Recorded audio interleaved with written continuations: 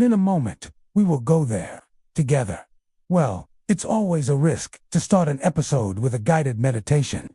We never know how people are going to react. Are they going to try to meditate while listening? Are they going to get frustrated when it's time for the story and nothing happens?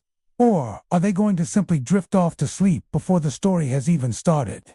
Hello, I'm the host. You can follow us for more stories like these. My biggest problem with guided meditations is often that they don't go far enough. They don't embrace the liminality, the out-of-body sensation, that feeling of falling somewhere between wakefulness and sleep, of being grounded in the physical world, yet also somehow floating free. That's the space I want to inhabit, the place where the conscious mind slows its frenetic pace long enough to listen. Because sometimes, just sometimes, when we slow ourselves down enough, we can hear things that otherwise would go unheard. We can tune into the subtle music of the universe. So today, I'm asking you to take another chance on a guided meditation. Today, I'm asking you to trust me as your guide. Let me lead you to a place where you can be still. A place where the world cannot reach you, not with its noise, nor its hurry. Maybe you're lying down, maybe you're seated. Either way, let your body settle.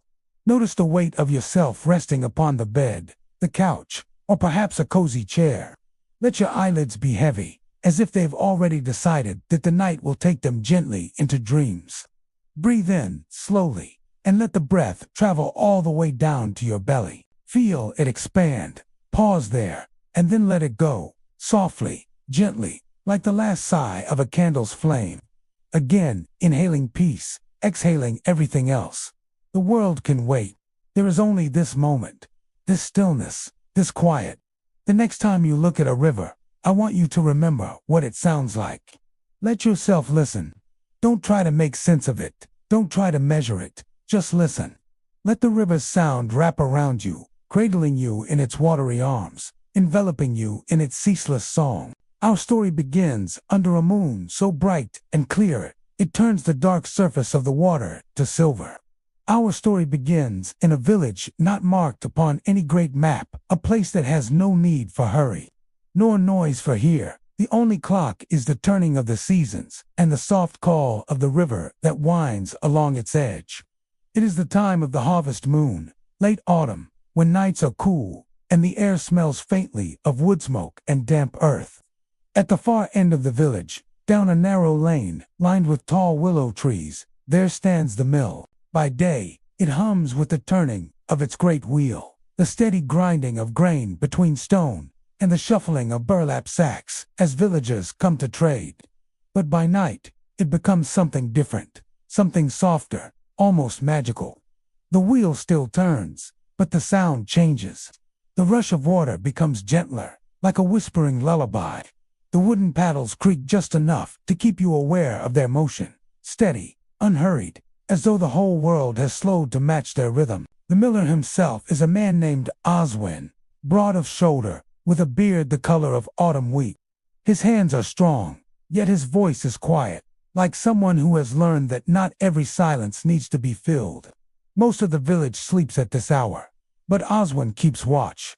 He says the river works better when someone listens to it. Tonight, he stands on the wooden platform by the wheel, a lantern in one hand, watching the silvered water flow past. The lantern light dances on the wet paddles, and each slow turn sends a ribbon of droplets scattering back into the river. The night air is cool, but not cold. A gentle breeze slips down the river's path, carrying the scent of damp reeds and fallen leaves. Above, the moon rests full and bright, casting its glow so evenly that even the shadows seem soft. If you listen closely, you can hear the 3 layers of night, the low, steady splash of the waterwheel, the faint murmur of the river's current as it curls around stones. And far above, the rustle of willow leaves swaying like gentle hands in the wind. Oswin moves slowly, checking the wooden beams for wear, feeling the smoothness where water has passed for 100 years or more. The mill is older than he is, older than his father, perhaps even older than the village itself. He likes to think that it remembers every face that has ever come here. Farther upstream, the river passes under an old stone bridge, where moss grows thick in the cracks. It is there that the moonlight first catches the water, and by the time the current reaches the mill, it is silver and shimmering, like a ribbon of silk unrolling endlessly into the night. Oswin lowers his lantern onto a hook by the door and sits on the edge of the platform. He leans back, his boots resting against the mill's worn planks, and listens. The sound of the wheel is almost like breathing. Inhale, exhale, over and over. It soothes him, the way a cradle's rocking soothes a child. Some nights, he swears the river speaks, not in words, but in shapes. The curl of a ripple, the way foam gathers around the paddles, the sudden splash of a fish leaping in the dark. He imagines it telling him stories from upstream, of rainstorms in far-off hills, of deer coming to drink at dawn, of leaves drifting down to join the current. Oswin's gaze drifts upward to the moon. It hangs low and bright, its reflection in the water, bending and breaking as the current moves. For a moment, he feels as though the moon itself is traveling downstream, riding toward the mill. And you, dear listener, can imagine sitting there beside him, the cool wood beneath you, the night pressing soft and close, the river's song wrapping around you like a woolen cloak. Breathe in the smell of fresh water and old wood. Feel the faint mist that rises from the wheel as it turns. Let the sound become your heartbeats, steady, unchanging. Beyond the mill, the village lies still, roofs pale in the moonlight, chimneys dark against the sky. Somewhere a dog turns in its sleep, somewhere else a shutter creaks softly as it shifts in the wind. But here, at the mill, there is only the river and the turning wheel and the quiet company of a man who has tended it his whole life. Oswin stands, moves to the door of the mill, and steps inside. The air within is warm, smelling faintly of flour and timber. The great grinding stones rest now, silent until morning. But the faint hum of the river still enters through the open slats of the wall. He lights another lantern, placing it on a low table where a clay cup waits. Steam curls upward from the cup, herbal tea brewed from mint and chamomile grown in the garden behind the mill. Oswin sits on the bench, wraps his hands around the cup and lets the warmth seep into his fingers. He doesn't hurry to drink. Some nights, it is enough simply to hold the heat, to breathe in the soft, green scent of the herbs. Outside, the wheel keeps turning, the river keeps singing, and the moon keeps watching. We started with a guided meditation. So let's return to the guided meditation. Are you still there? Can you hear my voice? Good. Then I have a question for you. What do you see? Do you see the room you were in before you began to relax? Do you see the ceiling, the walls, the furniture? Or are you still enveloped in darkness? Do you feel the weight of the bed beneath you, the couch, the pillows around you? If you can still feel that, then you are doing very well. Now I want you to imagine that you are still in that place. But now I want you to bring your awareness to your ears. Do you still hear my voice? Good. What else do you hear? Can you hear the sound of traffic, distant voices? If you can still hear my voice, but you no longer hear the sounds of the world, you are almost there. Now bring your attention to the rest of your body. Can you still feel your arms and legs? Good. What else do you feel? Do you feel the coolness of a blanket? The pressure of a pillow? As you continue to feel those sensations, your body will slowly begin to sink into the bed, the couch, the chair. Let yourself sink. Don't fight it. Allow yourself to be cradled by the surface beneath you. As you let go, your muscles will relax, your chest will rise and fall more slowly, and the thoughts in your head will begin to fade away. When that happens, you are ready.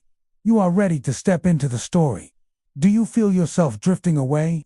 Good. Hold on to the feelings of peace and calm, because soon you will need them. But for now, let your eyelids grow heavy. Let yourself begin to drift. Today's cozy mystery is The Silent Companions by Laura Purcell. Let's get started. Chapter 1, September 1884. Set in rural Oxfordshire, England. Our protagonist, Oswin Thwaites, is a young man in his early 20s, who has recently returned to take over his late father's derelict flour mill. Though the village holds fond memories for him, particularly of his youth spent playing about the riverbank, he has been away for nearly 8 years, working in London as a clerk and losing the natural rosy glow of youth. During his absence, the house has sadly fallen into disrepair, and Oswin has already been working tirelessly to restore it to habitability. When his new housekeeper arrives, Mrs. Gillespie is an imposing woman in her late 50s with a bossy nature and a tart tongue. She wastes little time in showing him how far his standards of cleanliness and tidiness have fallen. To his surprise, she is accompanied by her niece, Eliza, a quiet girl of 17 who seems somewhat frightened of her aunt. While Oswin shows them to their rooms, he notices a strange vent high on the wall, which appears to lead to nowhere, covered in cobwebs and smelling faintly of mildew. Later, while unpacking his things, he is unable to shake off a deep feeling of melancholy and uneasiness. Finding it hard to settle into his new life, he pours himself a cup of tea and pores over his late father's journal. While there are gaps in the brittle pages, it is clear that his father had also experienced bouts of depression and loneliness, though these were usually lifted by his close relationship with his sister and the joy their work gave them. As dusk falls, Oswin decides to check on his workers who are putting the final touches to the repairs before they can begin operating the watermill again. On the way, he meets the miller's daughter, Grace, who is only a few years younger than him. Their families knew each other well before his father's death, and Grace looks up to Oswin with a hint of shyness. Arriving at the cottage, he is greeted by Tom and Mary, the elderly couple who care for her. He invites them all back to the mill for supper. Later, seated by the fire, he discovers more about Grace's unusual upbringing. Her parents died when she was a baby, and she has lived with the Millers since then. Although she attends school in the village, her days are mainly spent helping them at the mill. The four of them eat in companionable silence for a while before Oswin takes his leave. Once he is back in his room, he is startled to hear movement outside his window. Peeking out, he sees what he thinks is a large dog, but it is unlike any animal he has seen before, gaunt and hairy, with matted fur and glowing red eyes. It flees as quickly as it appeared. He shakes off the disturbing encounter, chalking it up to overwork, and retires for the night. However, soon after he has closed his eyes, he begins to hear scratching at his window. He opens it to call for Mrs. Gillespie, and the sound immediately stops. She tells him that it must have been a stray cat or dog, and he should not worry. But he cannot help but wonder if it was the same animal he saw before. Returning to his bed, he tries to sleep, but he is troubled by nightmares. When he wakes, he is drenched in sweat and shaking with fear. Chapter 2. Unable to shake off his uneasy feeling. The following day, Oswin spends his time exploring the attic and grounds of the mill. He finds a hidden compartment in the wall, lined with books, containing several volumes on local folklore and legend, including one detailing superstitions and myths about animals. While none of the creatures described matches the one he saw the previous night, he notes that a dog-like demon, known as a gwilgi, has been known to appear at windows to signal death in the family. This is, of course, ridiculous, and he soon pushes the book to the back of his mind. But he cannot help but wonder if it would explain why his father took his own life. While looking over the accounts, he finds that the business was doing quite well. So why would he have killed himself?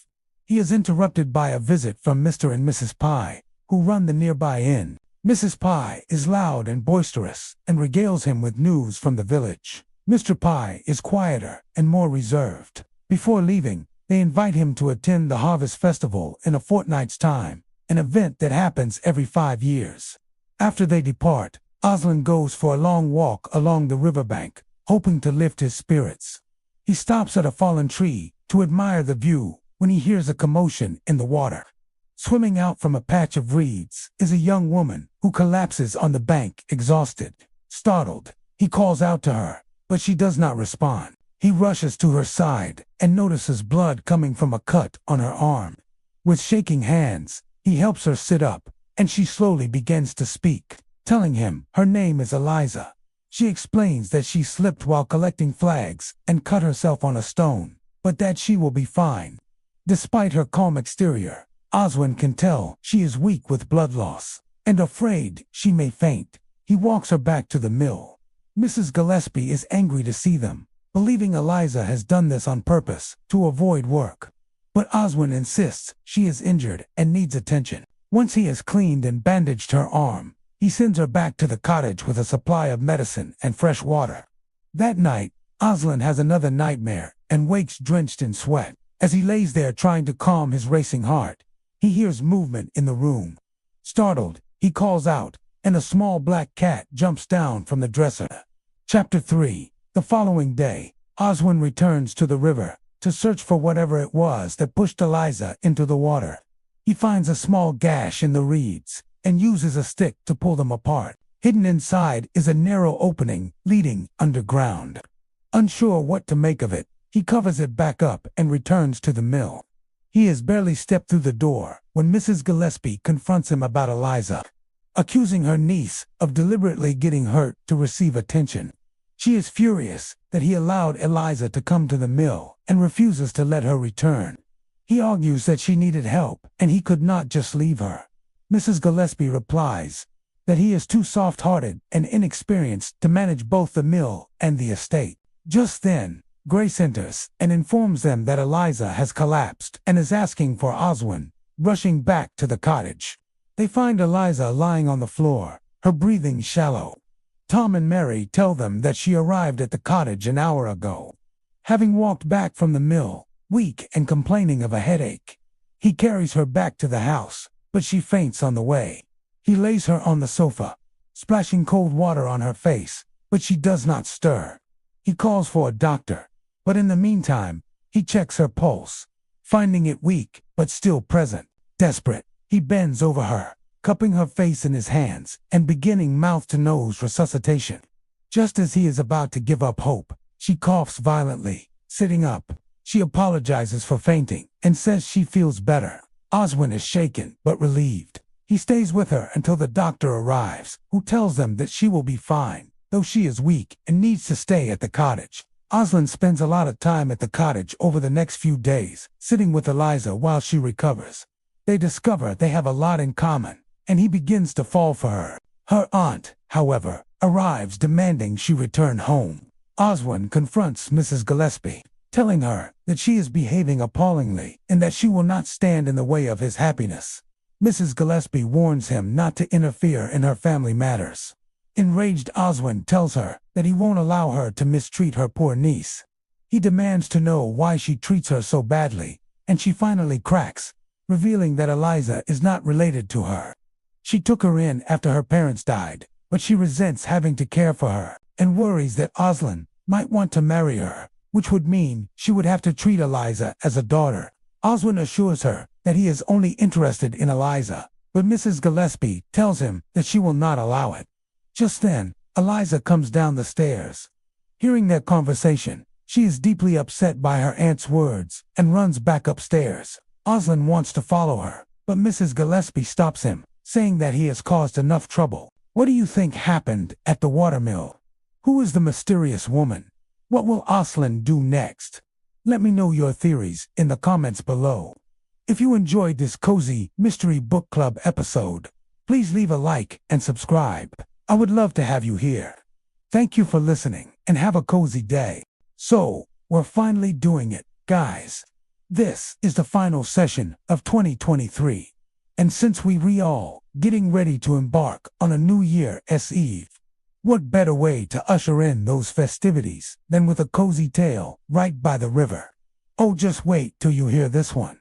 It's gonna make you feel right at home. The moon has climbed even higher now. It's light, pure, and cold, yet somehow comforting. Oswin sits on the fallen log a while longer, his hand resting on the lantern's handle, its heat humming quietly against his palm. The air is so still that he can hear his own heartbeat, a slow, steady companion to the river's eternal song. Then, he hears it, a faint sound, soft, barely parting the silence. Not the splash of fish, nor the flutter of bird wings. Something gentler, the sound of feet, light upon the grass. He doesn't turn at once, he simply listens. The steps are unhurried, their pace careful, as though whoever makes them does not wish to disturb the night. Finally, from the bend in the path, a figure appears. It is Ellen, the baker's daughter. Her hair, pale in the moonlight, falls loose over her shoulders, and she carries a basket covered with a simple cloth. The lantern light catches the edge of her smile as she draws closer. "Evening, Oswin," she says softly, her voice barely above the river's murmur. "Evening, Ellen," he replies, nodding toward the basket. "You're out late." She lowers herself to sit beside him on the log, placing the basket between them. "Couldn't sleep," she admits. "The ovens were warm tonight, and I had bread to spare. Thought you might keep it company." She lifts the cloth, and the warm scent of fresh rye spills into the cool air. Even the river seems to lean in to listen. Oswin takes one of the small loaves, its crust still soft, and tears it in half. Steam rises into the moonlight, carrying the scent of baked grain and honey. "Thank you," he says, and means it in more ways than one. They eat in silence for a while, each mouthful slow, each bite given the time it deserves. The bread is dense and slightly sweet, the warmth of it grounding them both in the cool night. Every so often, a faint crunch comes from somewhere upstream, perhaps a deer moving through the shallows. Ellen glances toward the sound, but her expression stays soft, unafraid. "It's different here at night," she murmurs, eyes on the silver water. Oswin nods. "Aye." The river says different things in the dark. She tilts her head, as if listening more closely. What's it saying now? He takes a moment before answering, letting the wheels creak and the current's sigh fill the space between them. That it's not in a hurry. That it's been here longer than we have, and it'll be here after we are gone. That it's happy to carry whatever we give it, so long as we give it gently. Ellen smiles faintly, and for a moment neither of them speak. The moonlight paints their faces in silver and shadow, and the world feels very far away, as if the riverbank is the only place that exists. From her basket, Ellen takes out a small clay jar, sealed with wax. "Blackberry jam," she says quietly. "Made this morning, still fresh." They spread it on the bread, the sweet tang mixing with the grain. The taste is like summer held in a jar, berries warmed by the sun, their juice thickened and darkened with sugar. After they finish, Ellen pulls her knees to her chest, resting her chin atop them. Her eyes follow the slow drift of the current. "When I was little," she says after a long pause, "I thought the moon floated down the river at night, that if I waited long enough, I could catch it at the mill." Oswin chuckles softly. "You weren't far off. I've seen it stop there more than once." They both watch the reflection shimmer on the water's surface, how it bends and stretches when the current quickens, and smooths again in the calmer pools. A thin mist begins to rise, curling along the ground and drifting over the water like ghostly fingers. The air smells faintly of wet stone now, cooler than before. Oswin leans back, his shoulder brushing hers. Not a deliberate gesture, but one born of comfort. She doesn't move away. Together, they sit without speaking, watching the mist weave through the willows and the moon's silver path stretch into darkness. The story has come to an end, but the river keeps flowing, doesn't it? Now, let's take a moment to savor the echoes of its wisdom. What did the river say to Oswin and Ellen? What truths did it whisper on the night of their meeting? Did you catch the river's message? Let us know in the comments. We're eager to hear your interpretation of its timeless words. And listen closely to the next part of the story, because there's a secret waiting for those who stay till the end. The river told them that it wasn't in a hurry, that it had been here longer than they had and would be here longer than they would, that it was content to carry whatever they offered it as long as they gave it gently. If you find yourself feeling rushed or anxious, remember the river's words. Take a deep breath, slow down your pace. Remember that life's journey is a marathon, not a sprint. Cherish every step, every moment. If you're feeling a bit lonely or disconnected, let the river remind you of its enduring presence. It's been there throughout history, witnessing the ebb and flow of life. You too are part of this grand tapestry. Reach out to others, share your experiences and stories. You might be closer to someone than you think. If you're facing challenges or feeling burdened, remember the river's invitation to give gently. Offer your best to the world, but also to yourself. Practice self-care. Show kindness to yourself and others. The river's gentle wisdom can guide you. Now here's a special treat. A bonus message from the river. just for those who stayed till the end. The river also told them that it's okay to not be okay. It's all right to struggle, to feel sad or weary sometimes. The important thing is to keep going, to keep moving forward, even if it's just one step at a time. Just like the river that keeps flowing. Don't stop moving. Keep going. We hope this story and the river's message have touched you. Now let's send these two lovebirds off into the night with a resounding applause. Thank you for joining us on this magical journey by the river tonight. May the river's wisdom continue to flow through your life, guiding you towards peace and understanding. Happy New Year. Here's to a future filled with love, laughter, and the courage to follow our dreams. Just like Ellen and Aslan, until next time, may the river's song forever echo in your heart. Thank you for joining me on this adventure. Make sure to hit subscribe to never miss an episode. And you can always find more adventures on my channel.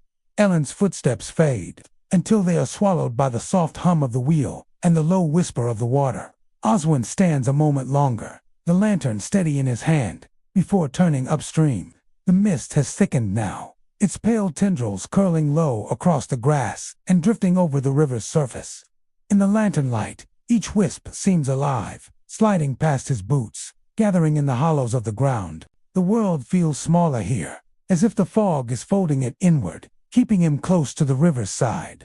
The moon above is bright enough that it makes its own path through the mist, a silver glow that outlines the willows and turns the water into a shifting sheet of light. From time to time, the mist parts just enough to show a stretch of bank he knows well. A leaning alder tree, a flat stone where children fish in summer. Then the mist closes again, and the shapes soften into suggestion. Oswin walks slowly, his boots muffled by the damp grass. The lantern sways gently with each step, its flame steady, its circle of light moving ahead like a quiet companion.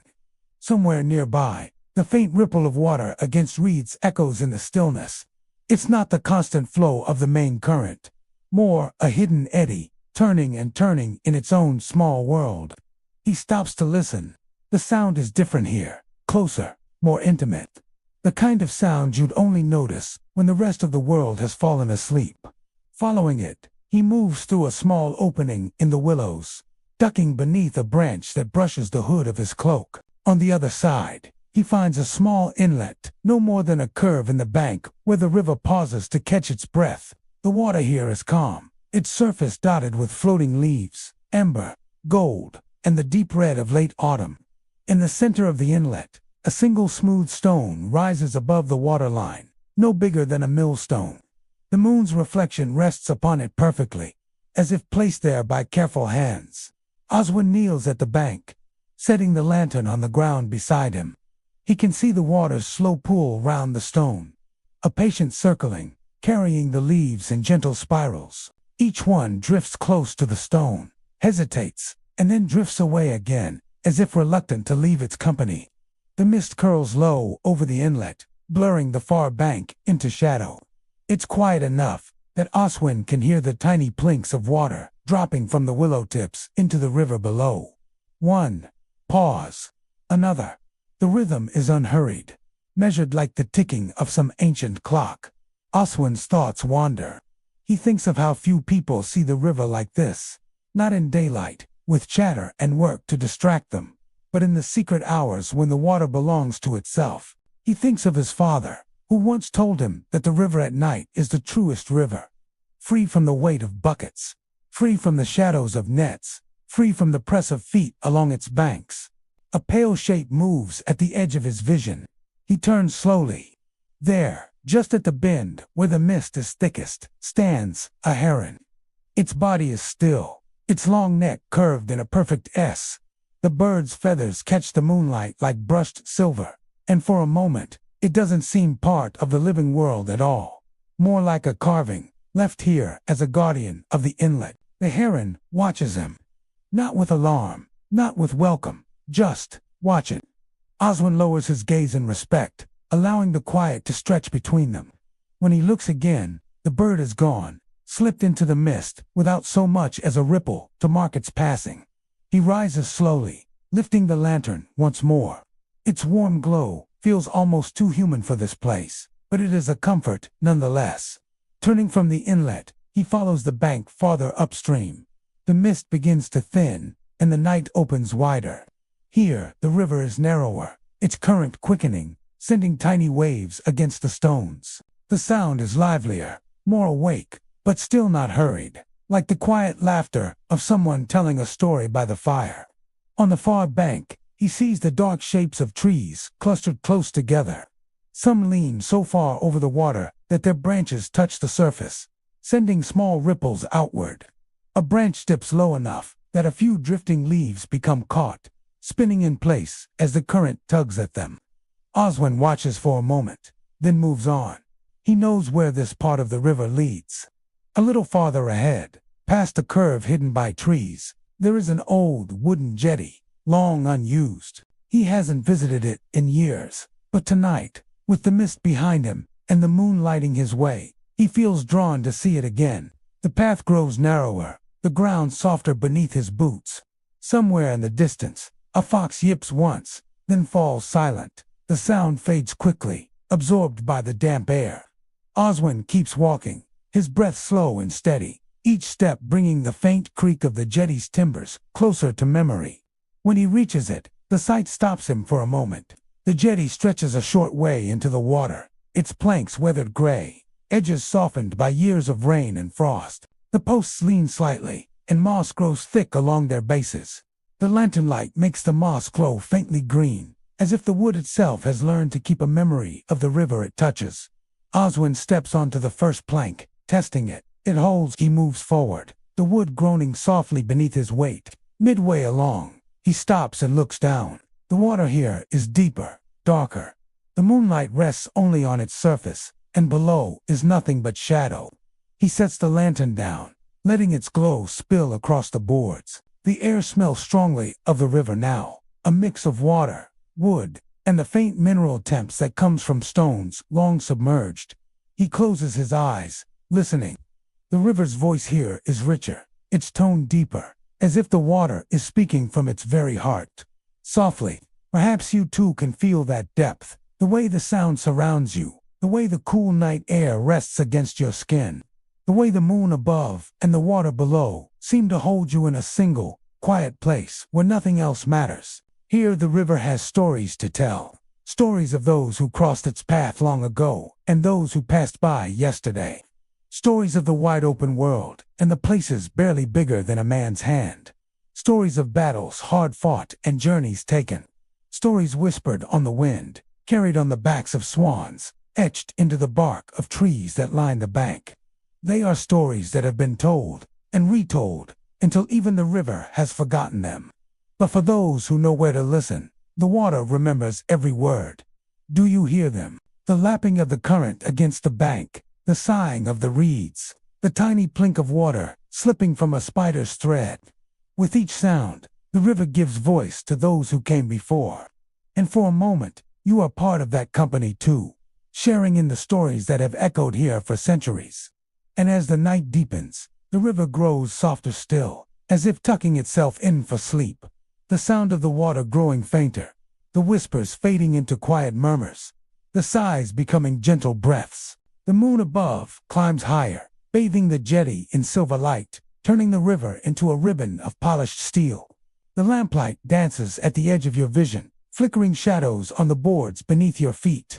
You are held in the stillness, cradled by the darkening world. The river's stories have wrapped around you, weaving themselves into the fabric of the night. For a little while, time slows, then stops altogether. And in this pocket of endless night, the river keeps its vigil, patient and true.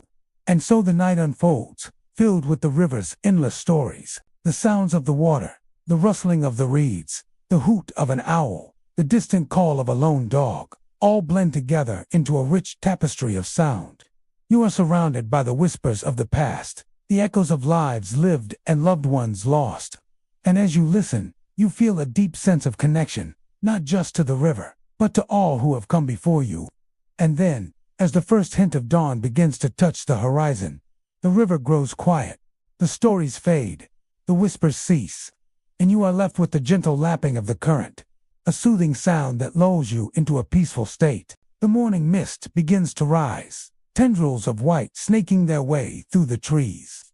The sky above darkens from deepest blue to indigo, then to the softest shades of rose and lavender. The moon, now a pale sliver, sinks lower, its light paling with each passing moment, and as the first sliver of sunlight touches the water, the river stirs, rippling with anticipation of the day ahead. The mist, thick and heavy, clings to the ground, muffling the sounds of the waking world. It's a world still half asleep, unaware of the wonders that await. You stand at the edge of this secret world, holding the river's stories in your heart. As the sun climbs higher, the mist retreats, revealing the vibrant colors of the morning sky. The birdsong grows louder, and the sound of the river carries on the breeze. It's a melody of new beginnings, a symphony of life awakening. The river, now bathed in golden sunlight, sparkles and shimmers, eager to embrace the day. It's a world reborn, a world renewed, and you carry a piece of its magic within you. The river's stories have touched your soul, reminding you of the endless wonders that surround us. And as you turn to go, you do so with a lighter step, a grateful heart, and the echo of the river's whispers in your ears. And so the night deepened, and the moon traced her slow arc above the quiet river. The miller's eyelids, though heavy, resisted the final surrender to sleep. He wished to savor every ripple, every creak, every soft sigh of the water. The silver path upon the water stretched long and shimmering, as if inviting him to follow, though he knew that path led only into the dream world. His breath slowed, matching the rhythm of the current. His hands resting on the worn railing of the mill porch felt the coolness of the night air pressing gently upon his skin. Somewhere downstream, an owl called again, softer this time, as if its earlier message had already been received. The tall grass along the banks leaned and swayed in the faint wind, their whispers mingling with the river's lullaby. Inside the mill, the grindstone had long since stilled. The day's flour rested in sacks tied neatly with twine. The scent of grain, faint but warm, that warm scent mingled with the cooler fragrance of river reeds, and together they wove a perfume of earth and water, of work well done and rest well earned. The miller thought of the people in the village, all asleep now in their homes, each one dreaming, each one safe. He took comfort in the thought that his work had fed them, that his river had powered the mill, that this night was cradling them all in its gentle hands. His gaze drifted again to the Waterwheel. The paddles rose and fell in that endless slow-motion dance. The moonlight catching each wet board before it disappeared into the shadows below. Drop by drop, the water fell back into the river, joining its endless journey toward faraway places. The miller imagined that journey, the river passing fields and woods, slipping under wooden bridges, sliding past sleeping deer at the water's edge, and eventually joining greater rivers that flowed to the sea. The thought was soothing, the water always moving, yet always returning, a cycle as certain as day following night. A cloud slid over the moon, and for a moment the world dimmed. The sounds grew closer in that soft darkness, the trickle of water, the small groan of wood in the wheels turning, the sigh of wind in the mill's eaves. The miller felt himself leaning into those sounds, letting them fill the spaces between his thoughts. The cloud passed, and the moon shone again, bathing the scene in silver light. The river seemed to glow from within, as if carrying the moon's light in its depths. The miller closed his eyes for a moment, and in the darkness behind his lids, he still saw the shimmer of that light. Time moved strangely. In such a moment it stretched and slowed, each breath a small eternity. There was no rush, no task left to complete. There was only the cool night, the gentle river, and the hum of life moving quietly forward. And after what felt like hours, but could only have been minutes, the miller stepped away from the railing, walked back into the mill, and lowered himself onto the small cot in the corner. The sound of the river came through the open door, like a lullaby, sung by the earth itself. The wheel turned, the moon glowed, and the miller, feeling the gentle pull of dreams, surrendered at last. The night held him close, and the river carried his thoughts away, one slow ripple at a time. Thank you for watching. If you liked the story, please consider supporting us. We are a small team, and your support would help us grow. You can support us by clicking on the link in the description below. Your support will help us to continue creating stories that we hope you enjoy. Thank you for listening, and until next time, may your days be filled with the sound of laughter and the comfort of loved ones near.